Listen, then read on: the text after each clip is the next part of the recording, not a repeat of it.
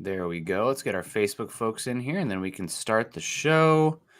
We got our wheels spinning here. Still spinning. It is Monday. Come on, Facebook. There we go. All right. Welcome in. Welcome in. Give it a second to breathe.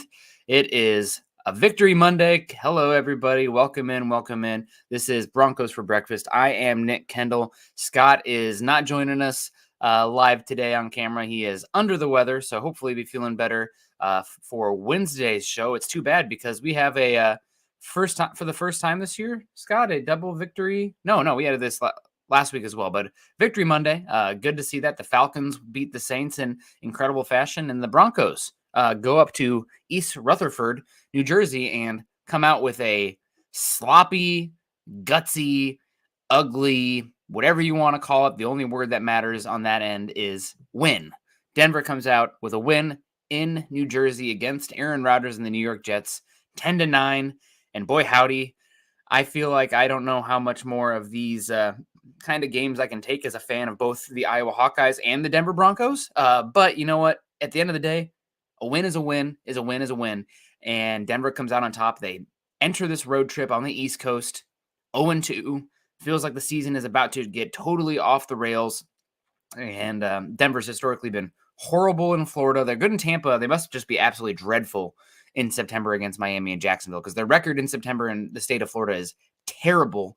But they go to New Jersey, they go to Florida, they beat the brakes of the Bucks, who looked pretty darn good against the Eagles yesterday.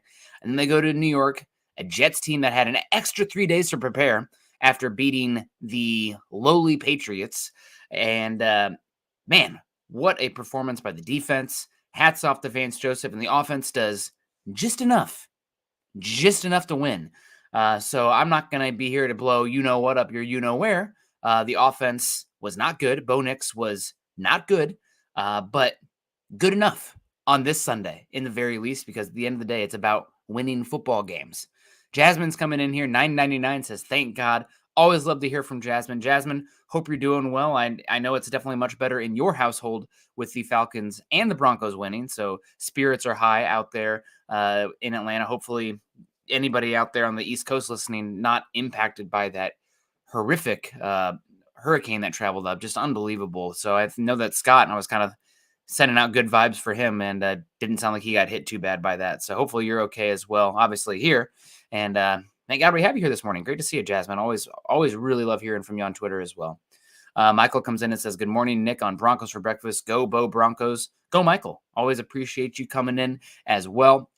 Let's say hello to some more folks in the chat. If you haven't done so yet, we obviously just waking up, getting that coffee brewing, maybe driving the kids to school or daycare or whatever. Please hit the thumbs up on the way in. Like, subscribe, and all that as well. But if you guys are feeling a little generous and you like these morning shows coming in, make sure you super chat like Jasmine and Michael have so far this morning. First, we got Donald Willison in here talking about it's great to see Aaron Rodgers running for his life. Yeah, the defense was awesome in this one. We got Dominique coming in, says mile high salute to Vance Joseph. Who'd have thought, right? We're coming off of a year ago. It was that Denver's first win, but a horrific one for defensively, where Justin Fields looked like a freaking superstar, and Denver wins a very, very close one on the road against the very poor Bears team that season. And coming off that week 3 game, was week 3 last year, right, where Denver gave up 70 points to the Dolphins.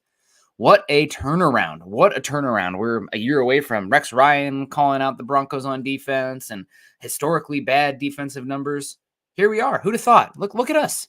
Who'd have thought, right? The Broncos now one of the best defenses in football. Now, granted, the sample size is still small, folks. I'm really boring. I know that. But like a lot of your big data metrics, like still very dependent on who you have played, right? So Denver, they haven't gone against, outside of Tampa Bay, who they smothered, but most of the teams they've gone against haven't been awesome offensively. Seahawks are actually pretty good. But it's not like they've played a gauntlet of murderers row for the defense with offensive opponents. But the offense has played a pretty darn tough slate of defenses. So hopefully those will normalize. It looks like the teams that are going to play defensively are going to drop in quality a good bit. going forward here. And hopefully we can see a little bit more offensive competency. But do want to talk, obviously, with the offense. But first, we want to say hello to Quentin Caldwell coming in, $5. Good to see you, Quentin. Hope you're doing well. Happy Victory Monday to you. Great to see you. Jeremy comes in. Jeremy, are you wearing that Bo Nix? Did you wear the Bo Nix jersey to bed last night?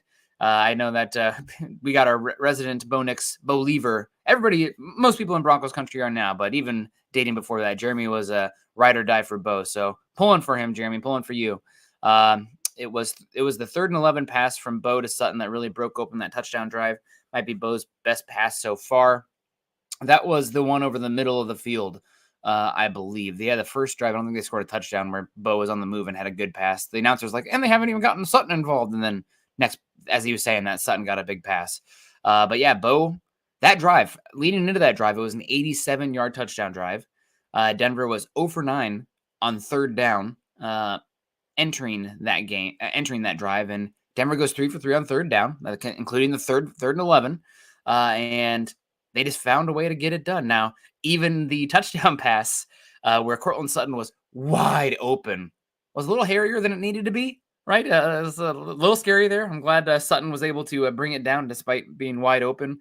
But Nix obviously struggled with the elements, but got it going enough, especially on that drive to score that touchdown and help Denver win the game. And one thing I did want to talk about, so we'll talk about the defense here soon because we have to talk about the defense. They have been so good through 4 games. But Bo Nix, it was a bad game, without a doubt. -7 yards in the first half. I mean, it looked, they weren't even close. Some of the throws were not even close in that first half. Now, the elements played a factor. They were hurting Aaron Rodgers as well. Not to the same extent. Obviously, an incompletion is an incompletion, but a lot of the passes from Nix weren't even close.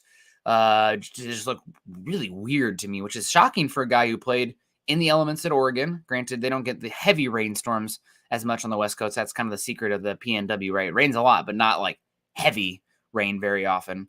And at least out here in Seattle. And Nix just really struggled in the elements. They could not grip the football, just uncomfortable. But not here just to pile on him. It was a bad game, no doubt from Nix. But he did 2 things in this that I think are really just, they're small, but they're also very big in the end and might directly lead to the win. He avoided the massive, catastrophic negative plays. Bo Nix took 0 sacks. He turned the ball over 0 times.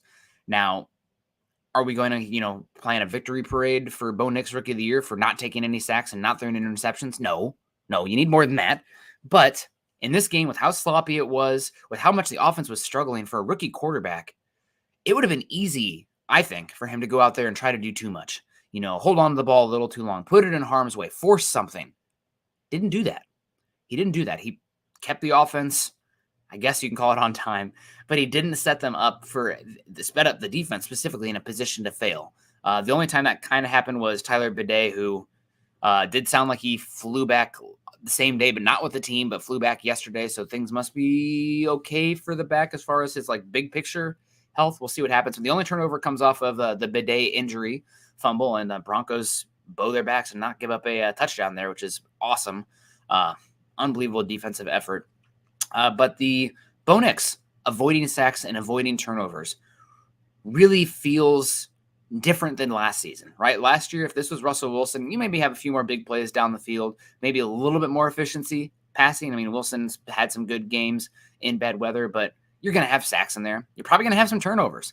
The fact that Bo Nix did not take any sacks and turnovers seems small, but really that's a big thing to hang your hat on and helps keep the offense on track, give them better chances, and plays the field position battle as well. So did want to give a shout out for Bo Nix for the composure that he showed to not get rattled when things were going horrific again. -7 yards in the first half. Passing is unbelievable. 60 total passing yards in a winning game in 2024 is unbelievable, but feels very Tebow-esque, unfortunately, but avoided the negative plays, avoided the turnovers. Really, really, I think that's commendable and a really important aspect, an underlying factor of this game, especially when you compare it to Aaron Rodgers. No turnovers from Aaron Rodgers, fumbles. Well, Probably should have had a fumble, but the challenges, we can talk about that too if you guys want.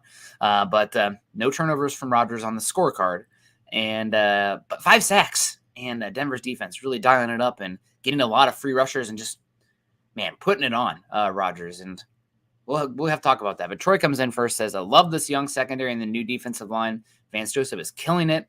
I hope these lackluster Knicks reps pay off. It does. I mean, I don't know if you guys saw the Sean Payton post conference, but he was asked if he had lost any confidence in Bo, and he quickly replied, heck no, and praised Bo Nix for his composure and confidence and everything. So good to see. I mean, obviously, we're going to need more, and most games, what we saw from the offense in this game is very rarely going to get it done in the NFL. It took an extraordinary defensive performance to get the win, coupled with pretty good special teams from the kicking teams outside the 50-yard miss from Lutz. But it was enough this game. Brandon Williams says, I'm tired of Rex Ryan still calls us orange slush every Sunday. He's an interesting one, that's for sure. But there's a call for sure. Yeah, Rex, I enjoyed him when he was with the Jets, and it was like the antithesis of the Patriots. That was kind of a fun run. But yeah, he's definitely on the other end of things now. Mark Schrader comes in and says, good morning, Nick. Good morning to you, Mark. Happy Victory Monday. Thank you so much for coming in and supporting the show. Hope you're doing well out there in Texas. I'm sure that you're excited that October is right around the corner and it's going to start cooling off, hopefully, for you as well. So, yeah, Bo Nix, not the best game. Money Moral says, I was at the game. Love when the Broncos come east. Love it when you get to see a win. Beating the Jets, kind of funny entering this season. I think PFF ranked the rosters across the league, and they had the Jets as the 4th best roster in the NFL, and the Broncos were like 31st or 32nd. Goes to show anything can happen any Sunday, but also, you're just projecting until you see the results on the field, especially for a team like Denver with a lot of turnover on the roster. You just don't know. So really just a good, tough team victory, and man, that flight back has to be a lot better. It sounded like it was a interesting time in West Virginia for the team, preparation-wise. Not sure every single player loved the West Virginia road trip, especially because the preparation, the practices and everything were very odd because of weather and everything. But hey, going back with a win makes all of that stuff a little less unenjoyable in hindsight. So good to see the Broncos come out and get the W. Good to see you, Money More. Appreciate you coming in. So yeah, Bo Nix again. That's my big takeaway. Are we going to completely discount this game because of the elements? Not completely. Obviously, Denver plays in an open-air stadium. There's going to be games and elements, especially playoffs. If Denver's ever hoping to be there with next year, probably going to come up a game with cold, wind, rain, snow, something. And Bo Nix with his 10 and an eighth inch hands, which like 86 percentile for quarterback, really looked like he struggled with that. Now, I'm guessing this is something that's going to be a point of emphasis from Bo at some point. A lot of wet towel over the football, trying to handle it and grip it and whatnot, but something he's definitely going to have to work on going forward. With that said, if Bo Nix had put up, Jaden Daniels, who was the CJ Stroud numbers the first 3 weeks and had this game, I'd be like, oh, elements for sure. Both teams were struggling. Rodgers was getting a little closer in a lot of throws, but it's this in combination with the struggles in the Seahawks and the Pittsburgh game where I don't think it's fair to completely write it off, but definitely put an asterisk by this game for Bo Nix for now. And if the next 4 games he looks like he did closer to the Tampa Bay game versus the Jets game, we can be like, okay, we'll forgive that one. It's an elements game, but I don't think it's fair to completely say, oh, this game didn't matter. It's completely just so weird element-wise. It was raining, it was balmy, but it wasn't, swirling winds. It was very visible on the field. I had somebody who was at the stadium that I knew said it was wet, but it wasn't horrific element game.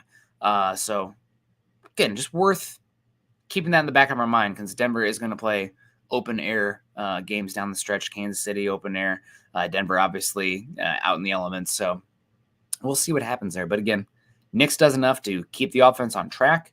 Avoids the backbreaking. Oh man, I did not want to use that word. Avoids the catastrophic play on the offense, and does enough. But really, this story today, well, 2 of the stories, the defense for sure. Got to go with that next. Denver's defense was amazing. I'm going to pull up the Broncos-Jets box score here just because, just putting it into perspective, Denver was going against a future first ballot Hall of Fame quarterback. Aaron Rodgers was awesome last week. Thursday Night Football, an extra 3 days to prepare against the Patriots. He had 2 touchdowns, 0 interceptions, almost 80% completion percentage, 280 yards. Everybody in Jets, whatever they want to call their fandom, feeling like, okay, this is what we signed up for. This is the team. This could be a playoff team for sure if Aaron Rodgers looks like this with the defense. Denver made Aaron Rodgers look pretty darn poor. Still ends up getting 225 yards on the day, 24 for 42. Not a ideal stat line for it, especially in wet. You don't want to have 40 dropbacks for sure. But Denver does enough there, and Rodgers to get 5 sacks in this game. He actually had a worse QBR than Bo Nix, probably because of the passing touchdown, but 31.8 there, 5 sacks for 41 yards. Not good, not good. Denver was bringing the heat. The Jets on the day ran a lot more plays than the Broncos, 70 to 56, more yards, 248 to 186, only 13 drives, 3.5 yards per play. They definitely threw the ball more effectively than Denver, even though it was a higher volume, 3.9 yards per attempt compared to 2.4 for Denver. You never see 2.4. That is wild. But the 5 sacks really stand out. And then Denver defense, after losing Alex Singleton, playing Justin Strnad out there, Christian Welch, and Cody Barton, losing Alex Singleton for the year, I thought the Jets were going to run very effectively against the Broncos. This is a team they've told us they didn't really love their linebacker depth. They went out there and got Welch. They even mentioned before the season not really loving the linebacker. Alex Singleton, 100% of defensive snaps entering this game, with Cody Barton, I believe, only played 55 entering this game. They were doing what they could to only have Singleton on the field and not play the other linebackers, going to a lot of 5-1-5 looks. Just did not seem to love their linebackers. Well, the linebackers in the defensive line and the secondary, honestly, get it done in this game. They hold the Jets to 64 yards on 23 rush attempts and 2.8 yards per carry.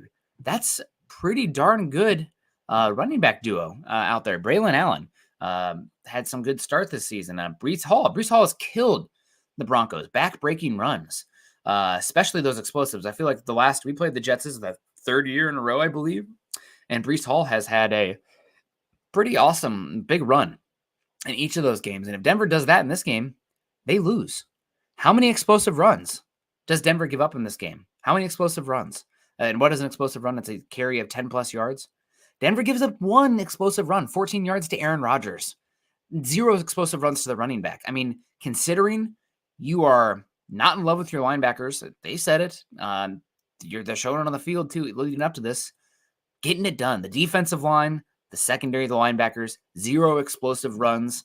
And the stats for the day on those 2 running backs of the Jets, Breece Hall only gets 5 carries for 26 yards. Braylon Allen, 8 carries for 34 yards. Excuse me, I read the wrong line then. Breece Hall, 10 carries for 4 yards. Oh, I read Rodgers is in there. Rodgers was their best carrier. That's nice to see the script flip there for the Broncos. Breece Hall, 10 carries for 4 yards. What a defensive performance. The only thing you'd like to see maybe a little bit more of is playmaking, taking the ball away, maybe scoring some points, especially if the offense is going to be this green. We'll use the word green. Going forward, I don't expect them to be this limited, but that's the only complaint I have is they're not taking the ball away at a high clip, but that's above and beyond. Turnovers are very fickle and volatile. You can't really expect them. Daniel Elmore coming in 499 says, I love the way the defense is playing hung, but I believe Bo Nix will continue to improve. Hope so. Again, I'm not going to make too much. I think we can say that Bo Nix was bad in this game without being like Bo Nix is a terrible quarterback and he's going to be a bust. It was a weird game. Jets have a good defense. It's still very early in his career, and the Broncos have so many holes on offense, especially in the pass weapon department. So is it all on Bo Nix? No. Was he bad in this game? Yes. Does that mean he's going to be a terrible quarterback for his career and he's not the Broncos option and they made a mistake taking him at 12? Absolutely not. Just, again, not too high, not too low. It's one game, a weird game at that. We'll see how how it looks as the sample size continues to improve. And so far, they're keeping their head above water. This East Coast trip Man, that's again, everything is a bad reference. They're staying alive, without a doubt, on the after starting 0-2 and to go 2-0 on the East Coast. That's a big boost for this team and their playoff chances, and just playing meaningful football down the stretch. Coach Chris comes in $20 with the Big Lebowski profile picture there. Always love that. It says, as a Broncos fan, even though it was a tough game to watch, I'll take the win. Sean needs to open the field, let Bo move. We send our thoughts and prayers to Bidet. Our defense is downright scary. Have a great day. Yeah, again, I just thank you, Coach Chris, so much for the $20 super chat and keeping the lights on as I run this thing solo on mine. Give me 1 second. Afford me a coffee sip. I have not had any yet this morning, and it's starting to get a little, All right, second sip. I lied. Maybe I should do one for each sack we had. But thank you so much, Coach Chris. We appreciate that. Yeah, the defense has been downright scary. And again, it's just, I am flabbergasted about, is that a negative connotation? I'm just shocked. I'm in awe about how good this defense has been for the Broncos. I mean, we do, Scott and I and all of us on the show, we like to do the prognostication, the projection.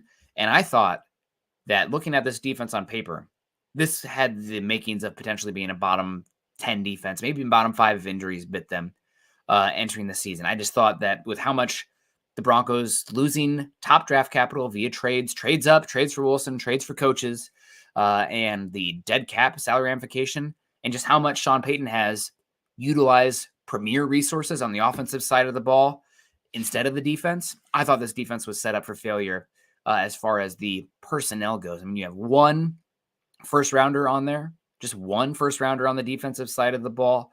Really only 2, maybe 2.5 big contract guys, if you want to call the safety contract from Brandon Jones big. I mean, safeties aren't really getting big contracts right now, but outside of Surtain, who got it right before the season, and Zach Allen, you're not really paying anybody huge dollars. I guess DJ Jones and Brandon Jones kind of as well, but it is a defense that a lot of pieces individually you weren't super stoked on as being like superstar elevating, the Pro Bowl types. But right now, the collective of the Broncos defense is getting it done. I wrote an article last week about the Broncos defense, about how much cover 1 they're playing, how little explosive plays they're giving up, which you guys know me. Everyone drink. Nick mentioned explosive plays and turnovers. Give me that toxicity grade. Thanks to Brian Billick for that advanced stat. But Denver not giving up explosives. They gave up some explosives in the pass game in this one. I think they gave up 5 passes of 20-plus yards, but no more. Not the back-breaking for sure. You don't want to give up those explosives, but no more. In Denver, after we still got 2 games tonight, but with 4 games in, Denver has the 4th best defense in football in EPA per play at negative 0.174. They're only behind the Chargers and the Vikings and the Seahawks. Now, granted, who you've played does make an impact on that. We'll see where they're kind of at week 8 when the sample size is much more robust. Success rate, they're 4th as well, 38.1%. They're 4th against the pass in EPA per dropback, and they're 8th against the run. Who'd have thought after that first game where Kenneth Walker in that third quarter just destroyed them, that Denver would be so good against the run. Top 10 in both rush and pass, and top 4 overall. Been a really pleasant surprise. And how are they getting it done?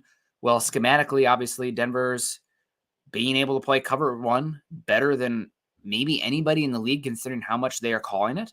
Right now, I know that I don't have the data with week 4 yet, but entering this game, Denver was tied for the 2nd highest rate of cover 1 in football, behind the Jags, who, while they're calling it, they're not great with it. Jags kind of circling the drain right now, folks. AFC South, gross. Oh, man, who wants to watch the Titans? Thank God they have 2 Monday night games, because Titans versus Dolphins tonight does not look very fun. But Denver getting it done on defense, the defensive line, the additions of, honestly, is it safe to say Denver is playing 3 interior guys on the back end that are better than 2 of their starters last season? I'm sorry to say, but DJ Jones playing a lot better football. Malcolm Roach, maybe his best game as a Bronco. I saw that 97 flashing a good bit. John Franklin Myers getting after it. What, Denver give up a 6th-round pick for him? What a good get. I'm sure the Jets were wishing they had him. And even like Jordan Jackson, small amount of reps, but been better there. Zach Allen. I don't know what PFF is watching, but Zach Allen to me has been one of the top 5 interior defensive linemen in football this season. One of the best interior pass rushers. I don't know what PFF is smoking, but despite him grading really bad, but he's been incredible this season. I think closer to, like, forget the Pro Bowl conversation. No doubt he's a Pro Bowler. He's like, should be at least in the select, 5 to 10 in the all pro first and second team conversation. Dexter Lawrence, number one with a bullet. But after that, it's up for grabs. And Allen is playing unbelievable football. Edge rushers all Oh, there goes my thing again. Sorry, Scott. Let me pull it up here. I'll be back. Here I am. I don't know why it's doing this.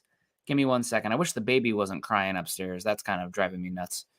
Once we get this going, camera here. Why are we doing this? All right, I'm back. I'll have to unplug and plug it again, Scott. I don't know what's going on, but we're here. Glad I was on the screen instead of looking at stats when that happened. But they're getting it done. Cooper has been unbelievable. Benito's been getting after it as well. The linebackers, but we have a lot of really good one-on-one pass rushers. Benito's speed rush, getting in the one-on-ones, has been unbelievable. It's been like a trump card in a lot of plays. But for me, it's the secondary that is making the difference here. Now, you obviously have the straw that stirs the drink, as I like to say, in Patrick Surtain. But what the secondary is doing in coverage with McMillan and Moss as well, the tackling in the open field. Now, what happens when you're the heaviest blitz team in football and you're playing cover one? You're going to have one-on-ones in the backfield when you complete a pass. One broken tackle, and it is a race to the end zone. Denver has been, knock on wood, but so far they've been unbelievable tackling in the open field from that back seven and the defensive backs. So really just can't, we can go on and on about the defense. The 5 sacks, what they're doing up front, the not giving up explosive plays. The only complaint you can possibly make is that they're not turning the ball over at a crazy rate. But again, that's an unfair expectation. We can ask it. We got to ask it with what the offense has showed 3 of the 4 games so far. But, man, they're playing unbelievable football. Fox Family Breaks comes in. It's been a bit. Hope you're doing well. It says, Javonte and Jaleel looked better yesterday. I really hope we can build some run game momentum. Absolutely. I wanted to wax poetic about the defense for a bit because they deserve it. But did want to come in and say that the Broncos looks like they may have found something on the ground. This was the first game this season where, luckily, the Broncos ran the ball more than they passed it. This is a team that feels like it should be set up to do that. I mean, that doesn't really happen in the NFL so much unless your quarterback is like a huge part of the run design as well, which Denver's still not doing so much. I'm a little bit surprised about, but Denver rushes the ball 31 times to 25 pass attempts. Where on the Jets on the other side, 42 dropbacks to 23. In the elements, that's not a winning formula. So I'm hoping that this is something we can see going forward. Javonte Williams, as Bidet goes down again, hopefully he is okay beyond football. I mean, hopefully he's okay, because that looked like a potential spinal injury. So we'll let you guys know when we know. But with Bidet going down, Javonte Williams out there makes a difference in this game. Now, not a huge volume, didn't really get a massive, home run ball, but had a long of 16, I believe, his first explosive run of the season, 4.8 yards per carry. Jaleel McLaughlin had one explosive run of 10 yards, 5.1 yards per carry. Broncos 126 on the ground. That's enough. That's enough in this game. So really, really a good showing from the Broncos on the ground, especially considering how poor the passing offense was. Denver is going to continue to see stacked boxes until Denver can show that they can work the ball efficiently in the pass game, both vertically and horizontally. Right now, they're not really doing either. I think Denver has the second worst offense in football through the first 4 games and the second worst pass offense in football in EPA per play. So something that they'll have to get better on without a doubt. But if they can lean on the run game a bit, just be efficient. They don't have to be necessarily super explosive, although got to get some explosive somewhere. But the efficiency in this one from the run game was huge. And Javonte Williams, pardon me, I had a cough there. Javonte Williams, by far his best game of the season. Didn't put the ball on the turf, running hard. Actually had some good, not patient runs, but some good runs where he had vision and made some good cuts and got upfield, ran tough. it was awesome to see. It was awesome to see. Now, this is obviously a Broncos team that's probably going to be hunting for another running back in the offseason. Javonte Williams is a free agent at the end of the year. Jaleel McLaughlin's not the type of body type where you can give him 20 touches in a game and feel good about it. But for now, the room is what you have. And looks like Javonte Williams we'll see about Bidet's injury, but looks like Javonte Williams could be maybe refining some of that rookie season ability. So we'll see. I mean, one thing I will say about Javonte Williams, while he's really struggled in the run game, he has been awesome for Denver in pass protection. If you get a chance, I mean, obviously you guys are here, so you're diehard crazy fanatics, but if you go back and watch the Buccaneers game, a lot of those big throws that Bo had outside the numbers, Todd Bowles of the Buccaneers is sending extra guys, and without Javonte Williams getting in there, planting himself like a stump and taking on a free rusher, those passes aren't getting completed. So while Javonte Williams has struggled in the run game, he's been a key part of the pass protection plan and giving Bo Nix a chance back there. So definitely good to see Javonte Williams have a good game here. They need him. Before the season, I said, is there one player who Denver absolutely needs to step up? That'd be an awesome storyline, but has to be the guy. Probably Javonte. I said Javonte. I mean, obviously Bo Nix, but I said Javonte Williams. This is a team that needs to run the football effectively, need to help their quarterback out, and play complementary football. And Javonte did that. So hopefully we'll see that more going forward. Denver does play a very, very poor run defense coming up here. In the next game, they play the Raiders, who are the 7th worst rush defense in EPA per play entering this season.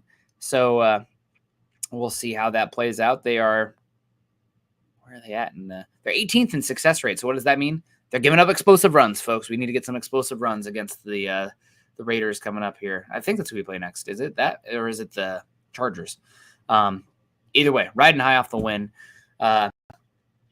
Unfortunately, again, Denver's offense did not look great. A lot of struggles there in the pass game, but willing to write it off some.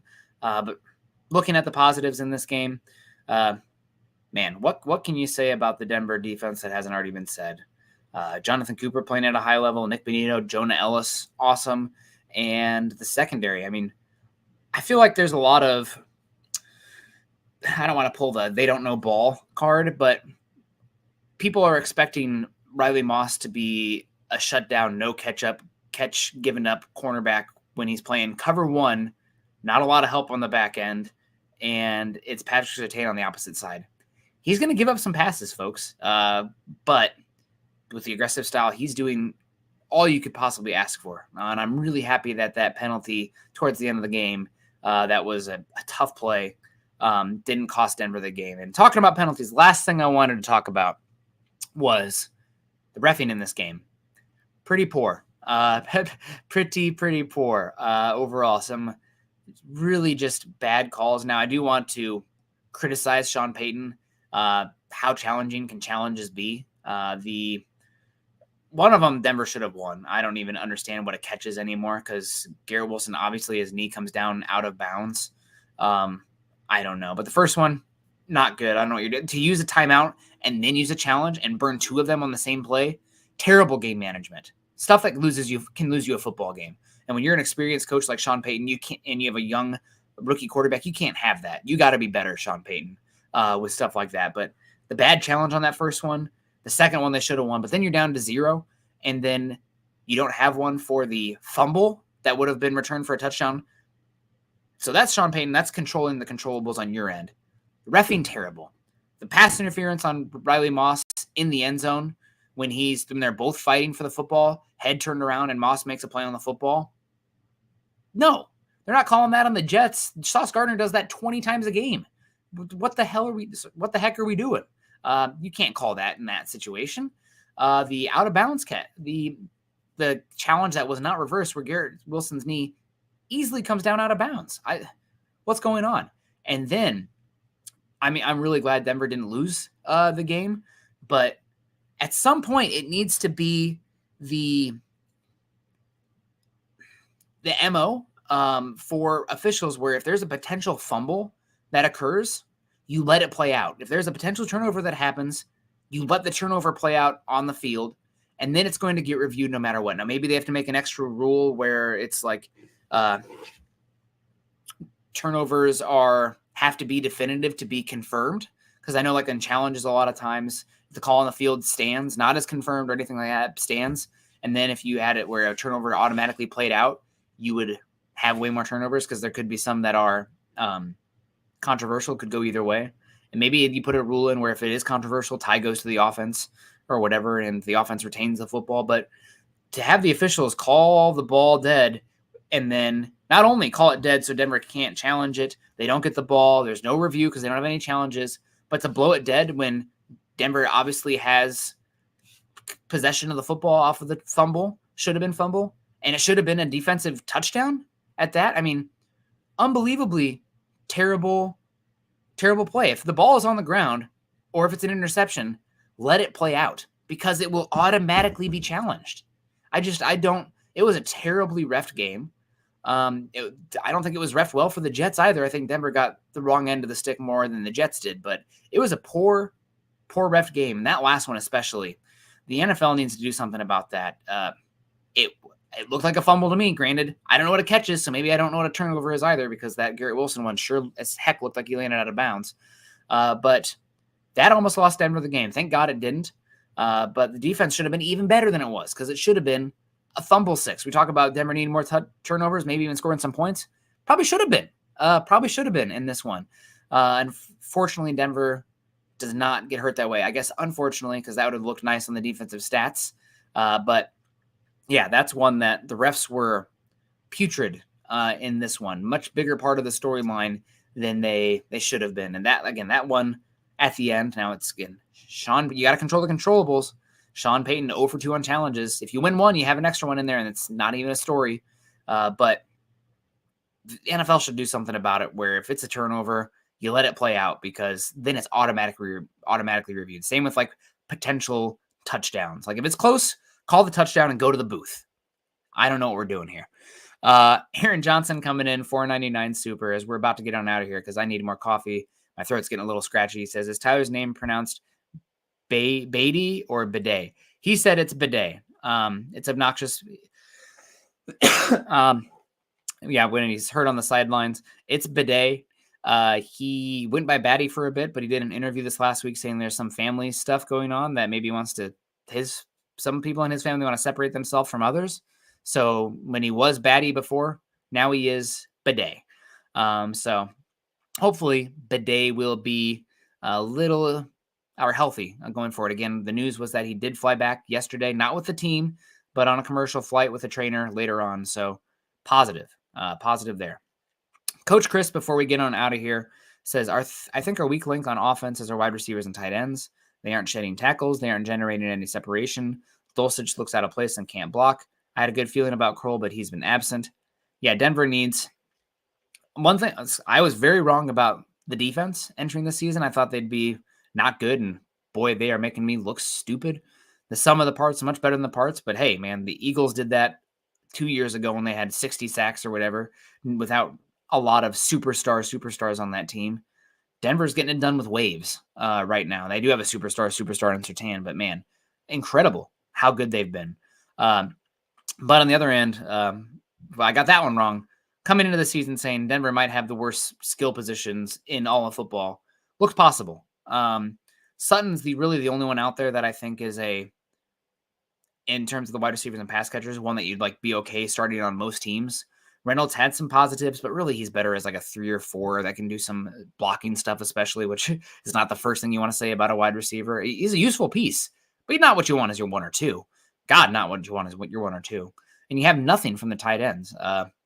Dulcich, if you're a receiving tight end, you need to be a good enough receiver that you're forcing teams to play light against you. And right now, teams don't respect Dulcich's athletic ability, receiving ability. They're playing him against linebackers. And at that point, you might as well just play another blocker in there. You might as well play Atkins or Troutman because you're not getting really much of a benefit defensive personnel-wise by playing Dulcich because he can't block. He's a horrific blocker. Josh Reynolds is a better blocker than our tight end and Greg Dulcich.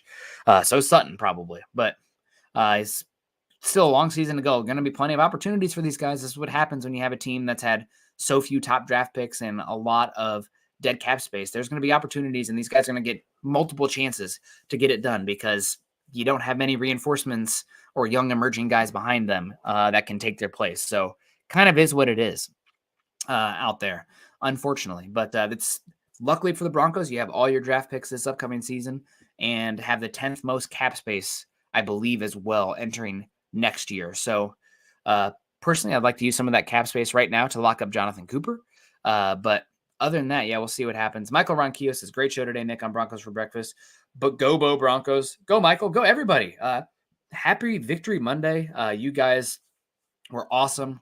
Thank you so much to everybody coming in. Jasmine, Michael, Quentin Caldwell, of course, Troy Boer, Brandon Williams, Mark Schrader, Money Moore, Daniel Elmore, Coach Chris a few times, Fox Family Breaks, Aaron Johnson, of course.